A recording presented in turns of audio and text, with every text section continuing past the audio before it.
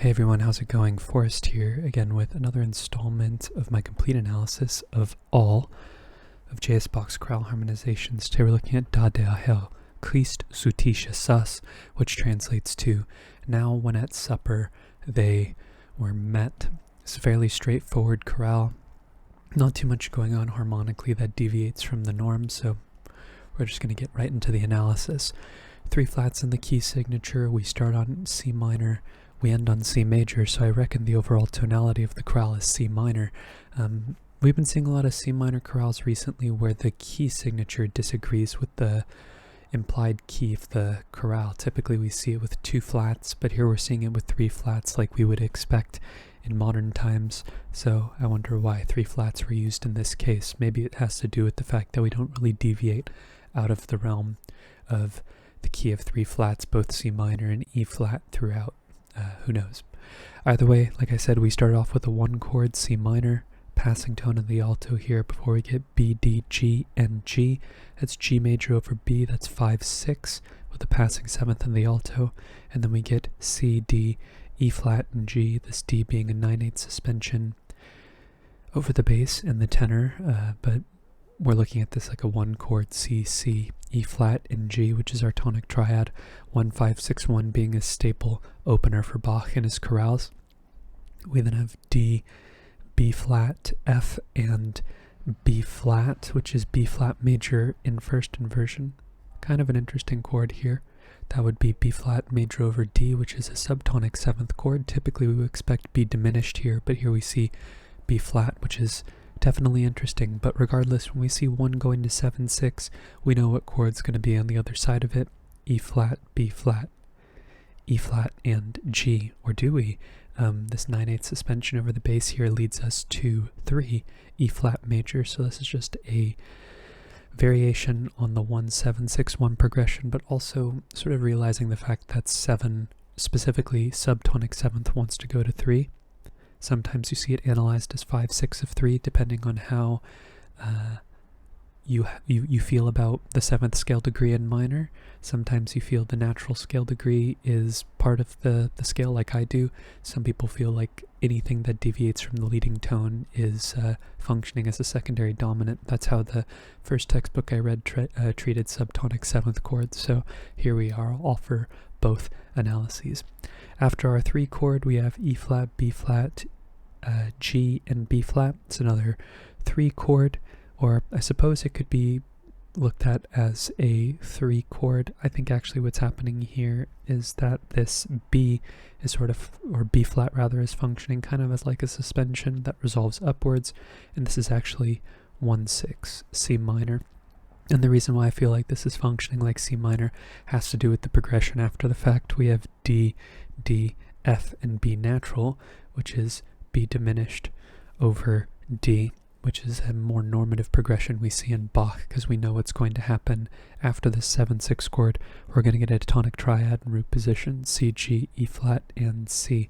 So we see the subtonic 7th here going to 3, and we see the leading tone 7th go to 1, but for all intents and purposes, these progressions are sort of reflections of the of one another in terms of the directions and the way that the bass is resolving. C, D, E flat, D, C. A little bit of symmetry going on here. Regardless, this is a perfect authentic cadence. We then have a half cadence at the end of the next phrase. We start things off with B natural, D, G, and D, which is G major over B, 5-6, and that goes to C minor. And we get C minor for a while here, C, C, G, and E flat. Passing tones in the melody and the tenor, C, E flat, G, and C, no need to reanalyze. Passing tones in the melody and the tenor again before we get C, C, G, and E flat, another C minor chord, no need to reanalyze. This E flat here is a chord tone, but it sort of puts it in first inversion for just a moment and leaves the entire chord intact, so I will put that down on the page. And then we get G major, G, B natural, G, and D, which is our 5 chord, with a passing 7th in the bass. Then we have E flat, C, G, and C, which is our tonic triad in first inversion. A little neighbor tone here in the tenor as well, before we get A flat, C, G, and C, this G being a 7-6 suspension over the bass. We're looking at F, A flat, and C actually, which is 4-6, F minor over A flat. And our half cadence concludes with G major, G, D, G, and B natural, which is our 5 chord. This motion in the bass makes this a particular half cadence called a Phrygian half cadence because of the half step movement in the bass. The Phrygian mode has flat 2 going to 1 between the first 2 degrees of the pitch collection, so that's where that name comes from, because we have flat 6 going to 5. Afterwards, we have a perfect authentic cadence again in the key of C minor, moving something off frame here. It's just so I have a little bit more room to write. Apologies. But we start the phrase off with another G major chord, G, B natural, carried over from earlier in the measure, G, B natural, D, and G, so we don't need to reanalyze. We also have a passing 7th of the bass here. Before we go to C minor in first inversion, E flat, C, G, and C. Passing tone in the bass, passing tone in the melody as well. Before we get C, C, G, and E flat, that's just taking our C minor chord and putting it in root position, so we'll just change the figured bass there. Then we get F, C, A flat, and D. That's D minor 7 flat 5 over F. It's 2, 6, 5. We're seeing it outside of a cadential context, which is a little interesting. Passing tone in the bass, neighbor tone in the tenor, and anticipation here in the alto before we get G, B natural, G, and D.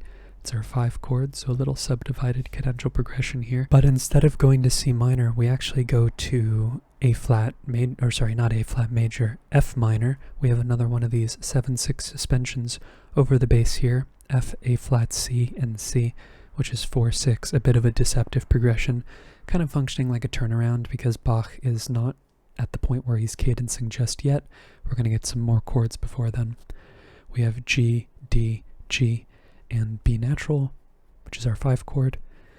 Neighbor tone in the alto, G, G, G, and B natural. Still a 5 chord, but the D in the tenor turned into a G, so we no longer have a complete chord, but it's happening on the harmonic rhythm. We're still seeing an implied 5 chord here. Passing 7th in the tenor before we cadence on C minor, C, G, E flat, and C, which is our tonic triad, root position.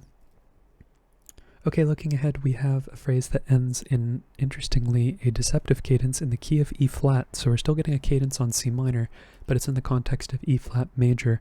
And I do believe we pretty much modulate straight away. We have C, C, E flat, and G here, which is another tonic triad. We don't need to reanalyze, but we do have some passing tones in the bass and the alto here before we get E flat, C, G, and G, which is our tonic triad in first inversion. And the reason why I'm rewriting 1 here is because we're on a new system. So if I ever repeat the same Roman numeral in the same system, I tend to omit it, or I'll change just the figure bass like I do here. But in this case, because it's a new system, I'll reiterate the Roman numeral just for a sense of continuity between the need to have to move your eyes from the right of the page to the left of the page. But also this happens to be the point where I do believe we modulate to the key of E flat major. This is now 6/6. This G is also a chord tone, so we don't need to mark it. Then we have an interesting progression here. We have E flat, C, F, and A, and where I do believe we could analyze this, actually, yeah, I'm going to analyze this as 5/4/2 of 5, because F is the dominant of B flat, and in the key of E flat, B flat is our 5. This F is a chord tone, this E flat is a chord tone, as was established by the bass before, and that resolves to D, D, F, and B flat. It actually resolves to 5 in first inversion. Sorry, let me make that 5 look less like a 1. So we would expect a 4/2 chord to resolve to a first inversion triad, or it doesn't necessarily need to be a triad, it could be a 7 chord too, but we expect it to resolve down by step in the bass because that's where the chordal 7th is. That's pretty standard, and a 5th below. So in terms of B flat, this is like 5 going to 1. So after 5/6, we do get subdivision going on here, and I do believe because 3 of the voices are moving off of the harmonic rhythm, including the bass, it's a strong argument for a subdivided chord progression. We get E flat, C, G, and B flat, which is like a passing 6 chord, or a 6/7 chord in first inversion, C minor over E flat, and then we go to F, D, G, and A flat, which most likely this G is a 9/8 suspension over the bass, and this C, not really functioning like a suspension, but the inner voices often get paired up to I guess, create somewhat of a double suspension figure. If they're not both functioning like a suspension, they're using contrary motion, which is typically what happens actually. So one of them isn't functioning traditionally like a suspension. But if we take the aggregate of what's going on, we have like a D diminished chord here over F, which is like 7, 6. Yeah, it's like 7, 6, and I think it sort of brings to light why this 6-5 chord is important to the overall progression, because we have another situation where Bach is interrupting two similarly functioning chords with a chord that doesn't share its function. So 5 and 7, both dominant functioning chords. We see if 5 were to go directly to 7, which it does sometimes, it's less of a progression and more of just a static mood, right? There's tension going on here, and we would expect that long tension to be resolved. But when we interrupt the 5 and the 6 with this little subdivided, or sorry, the 5 and the 7 with this subdivided 6, it breaks up, if not just for a brief moment, the two dominants back to back. It adds a little bit of variety. And it sort of blurs the line between when they're happening, because some voices are happening in a syncopated fashion, others are strict to the harmonic rhythm. It's a device that Bach, that at least something that I've been paying attention to more recently. But after this, the C is actually, yeah, the C is a non-chord tone. It's a little brief passing seventh here before we get what we would expect to be as a E flat major chord, which I suppose you could make the argument for, because we have G, B flat, F, and G, which would be like an E flat major chord in first inversion. But by the time Bach resolves to this E flat here, we have A, C, E flat, and G. So we get a bit of a instance of transitive harmony where 7 is going against the grain to 4, or more specifically 4, 7. And we have like another turnaround where 7, instead of resolving to 1, reverses course and then approaches the tonic from a different direction. So here the suspension is interrupted by a change of context. So I guess that would make this G and this B flat non-chord tones as well. Actually, no, this G would be a chord tone as well. But then we get B flat, F, E, and F, another suspension here in the alto. But we know what's being implied here is a B flat major chord, B flat, F, D, and F, which is our dominant B flat major. A little brief passing seventh again in the tenor, just like we saw earlier, and then we cadence not on our tonic. We actually never get a resolution to the tonic here, unless you're including this implied tonic-ish chord here. We actually resolve to C minor, C, G, E flat, and E flat, which is our 6th chord. So in order to get our resolution to the tonic, we're going to have to wait a little bit longer.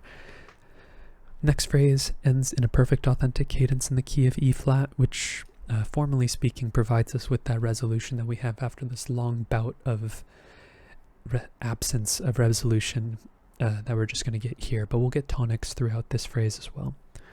We start off with another C minor chord, C, G, C, and E flat. No need to reanalyze. Passing tone in the tenor as well before we get G, B flat, E, and B flat, which is our tonic triad in first inversion. Interesting to see 6 go to 1 directly as well.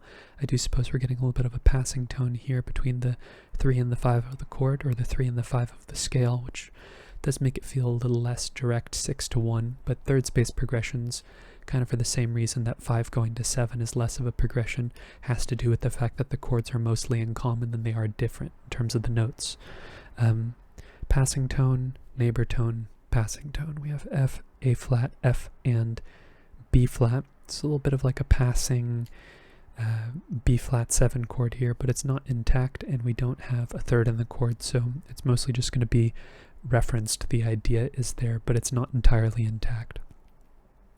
We then have E flat, B flat, G, and B flat, which is our tonic triad in root position, similar to what we had here in the third phrase, but this time we would be tempted to call it 5-3, but actually what's happening here is with this D flat, I'm thinking that this chord is actually functioning as 5 of 4, and here we're seeing the tonic turn into the 5 of 4 here. That is made known to us because we include the flat 7. We're not moving to F minor or anything, we're not moving to A flat major, we are simply referencing the idea that this D flat is a tendency tone that wants to resolve to C, and chances are this E flat chord is going to resolve to A flat. So let's see if it does. A flat, C, E flat, and C.